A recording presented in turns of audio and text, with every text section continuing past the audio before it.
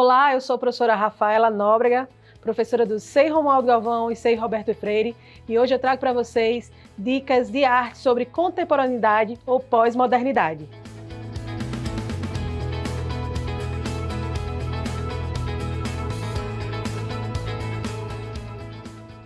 Olha só, um dos conteúdos que mais cai no Enem é pós-modernidade ou contemporaneidade. Tem seu início em 1945, com o fim da Segunda Guerra Mundial. E como é que a gente reconhece em uma questão esse comportamento da arte contemporânea ou pós-moderna?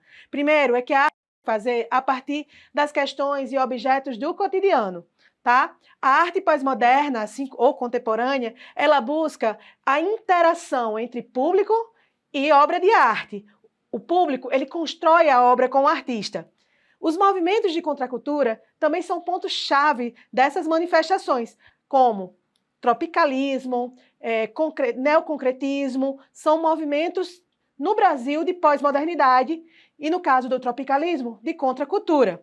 Os nossos objetos também tendem a mudar de função. Ora, eu posso ter um ferro de passar-roupa que, com a proposta e o conceito do artista, se transforma em uma nova obra, em uma nova proposta artística. Então, lembre-se sempre, a pós-modernidade, ela vem do cotidiano, ela vem das problemáticas que surgem a partir do fim da Segunda Guerra Mundial. Dentro da construção da pós-modernidade, das manifestações artísticas, a gente percebe que existem alguns elementos que são essenciais e que se repetem nessas obras de arte. A liberdade de experimentação, de suporte, de materiais, de formas de se mostrar e de se montar esse acervo. Nós temos também a interação do público, que já falamos anteriormente, e as reflexões em cima do cotidiano. Isso a gente pode ver claramente em alguns movimentos, sejam eles nacionais ou a nível mundial. Por exemplo, a pop art. A pop art, ela vai surgir nos anos 50 no Reino Unido com uma proposta de crítica à sociedade de consumo.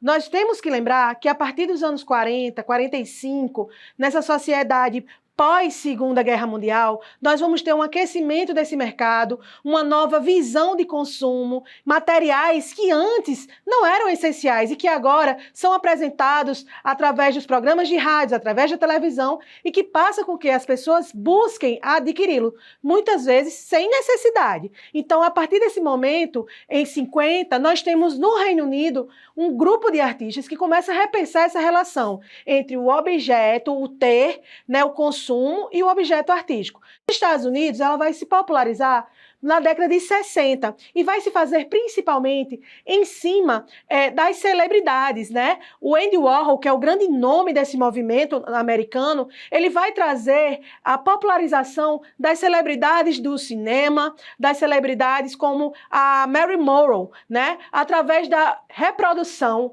da sua imagem, levando isso para todos os veículos que existiam além da TV. Ele vai pegar aquela imagem do artista, do Elvis, da própria Rainha Elizabeth e vai popularizar através de suas telas. Então é um mecanismo que a gente vai ter nas artes, onde a gente vai estar refletindo sobre todo esse ambiente que está sendo gerado para o consumo, para a ideia do status, para a ideia que a gente pode chamar hoje da ostentação. A pop art nunca foi tão atual como nos dias de hoje.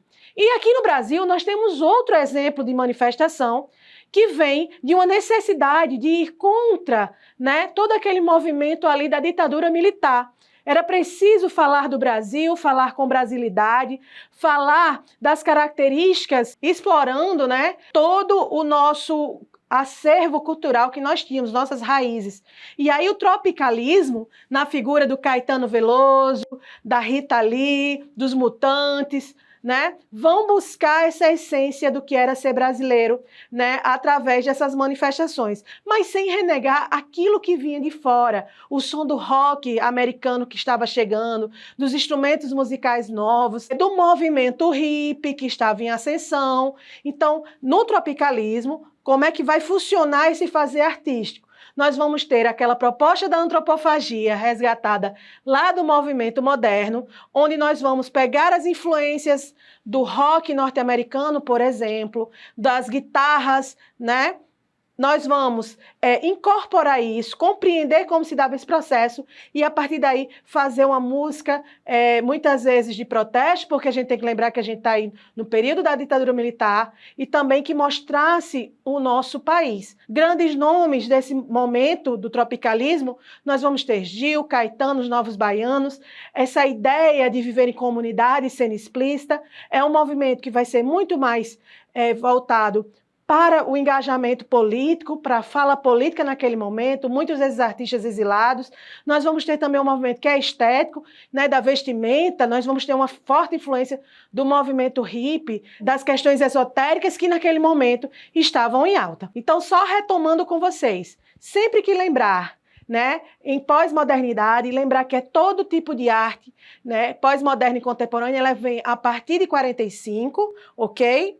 E que se estende até os dias de hoje, que se reflete em cima do cotidiano, dos objetos do cotidiano, os objetos industrializados, ok? Então, essa é a nossa orientação para vocês, desse conteúdo de artes que sempre vem sendo abordado no Enem, e esperamos vocês na continuação do nosso projeto, porque do Enem eu sei.